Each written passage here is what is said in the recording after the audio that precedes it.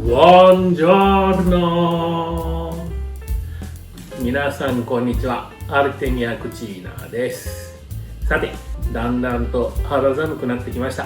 この時期、キノコもとっても美味しい季節になってます。このキノコをですね、常備菜として常に僕は使ってるんですが、とても美味しい乳酸発酵キノコというものを今日は紹介します。これはですね、さっと湯通ししたキノコを塩水につけて数日間乳酸発酵させるんですけども、火を通してますんで、出来上がったらそのまんま食べることもできますし、僕がよくやるのはスープですね。コンソメでも鶏ガラでも和風のだしでも味噌汁でもいいんですが、簡単にまずスープを作って最後出来上がった時にその乳酸キノコを中に好きなだけ入れて食べるというそういう食べ方をします。植物性の乳酸菌がたっぷりなので、できるだけ生きたままの乳酸菌を取るようにするということで、加熱をあまりしないようにします。とても簡単にできるので、常備菜としてはとてもいいんじゃないかなと思います。この乳酸発酵キノコはですね、一年中作ることができますし、冷蔵庫に入れて保存しておけば1ヶ月は問題なく持ちます。1ヶ月以上も問題はないんですが、発酵が進みすぎると味が落ちていくので、できるだけ1ヶ月以内に使い切るようにしましょう。もちろんそのままでも副菜として食べることもできますし、スープやオムレツ、その他いろんな料理にアレンジして食べるといいんじゃないかなと思います。では、その乳酸発酵キノコを今日は一緒に作っていきましょう。では始めます。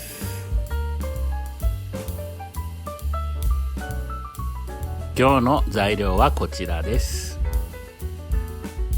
きのこはお好きなきのこを何種類でも約 500g ぐらい選んでください。今日は手に入ったしいたけ、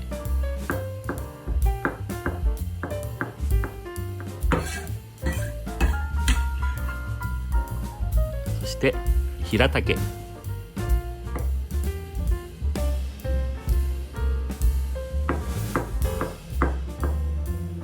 きのこを切る大きさもお好みで、大きくても小さくても構いません。そしてえのき、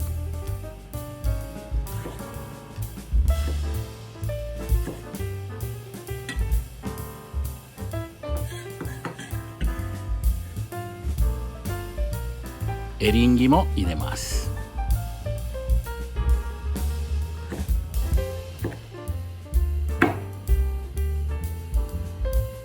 切り方や長さなどは参考にしていただけると良いですが、もちろんお好みの切り方、長さ、大きさで構いません。すべてのきのこを切り終わったら、沸騰したお湯に1分ほどさっと湯通しをします。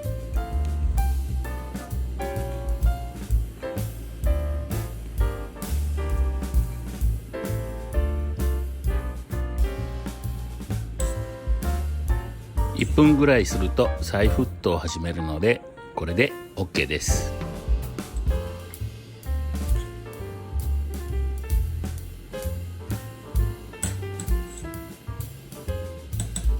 1分茹でている間にささっとつけ汁を作ります。塩とにんにく、そして唐辛子を入れて 600ml の水を入れてよくかき混ぜて塩を溶かしておきます。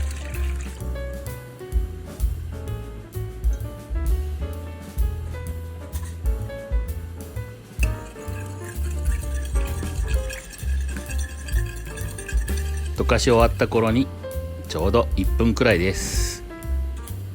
鍋からきのこをすくい上げて、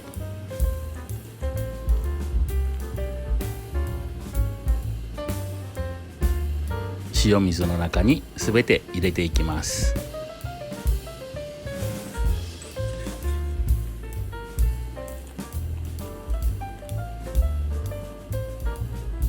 この茹でた茹で汁はとっても出汁を含んでいて美味しいので、捨てずにスープなどを作って再利用してください。すべてのきのこを塩水の中に入れたらラップをして常温でこのまま3日から5日間ほど放置します。直射日光を避けた場所で保管してください。1日1度はラップを開けてかき混ぜると良いです。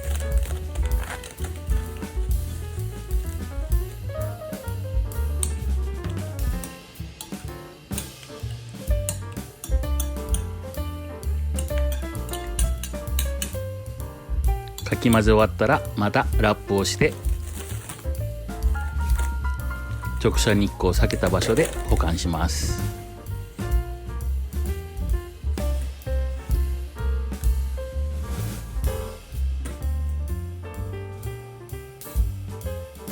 これが2日目です。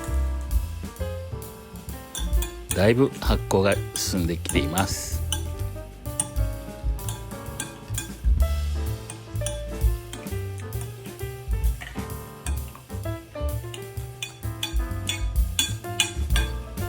よく混ぜたらまたラップをして保管します。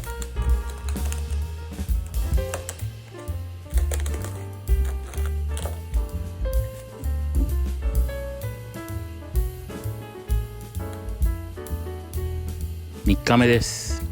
最近暖かかったので発酵がしっかりできています。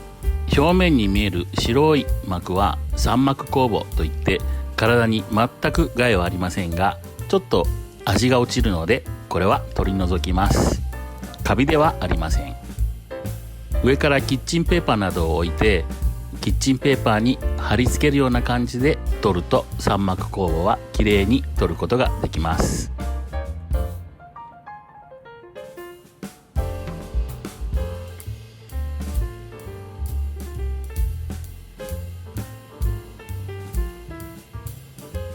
漬け汁は白濁してとってもいい香りと酸味もあります。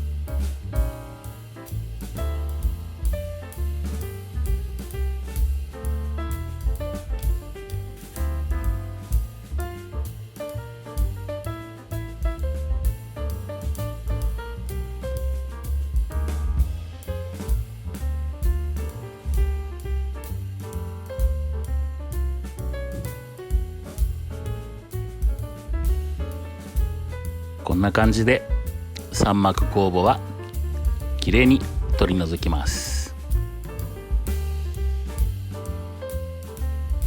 これで乳酸発酵きのこは出来上がりです。これからはタッパーなどに移し替えて冷蔵庫で保存します。冷蔵保存で1ヶ月ぐらいが美味しい期間なのでこの間に食べきりましょう。もちろん1ヶ月を過ぎても問題はありませんが、少しずつ味が落ちていきます。冷蔵保存をしてからは混ぜる必要はありません。今日はこの乳酸発酵きのこでスープを作ってみました。鶏ガラスープの素にネギなどを入れてスープを作ります。そこに溶き卵を落として卵が固まったら最後に乳酸発酵きのこを入れます。乳酸発酵きのこは火を通す必要もなくこのまんま食べることができるので、乳酸菌をたくさん生きたまま食べれるようにできるだけ加熱せずに最後に入れます。とても美味しいので試してください。そしていろんな料理に活用してください。今日のこの動画がいいなと思ったらいいねボタンを、そしてチャンネル登録もお忘れなくよろしくお願いします。ではまた次のビデオでお会いしましょう。Ci vediamo alla prossima volta. Ciao ciao.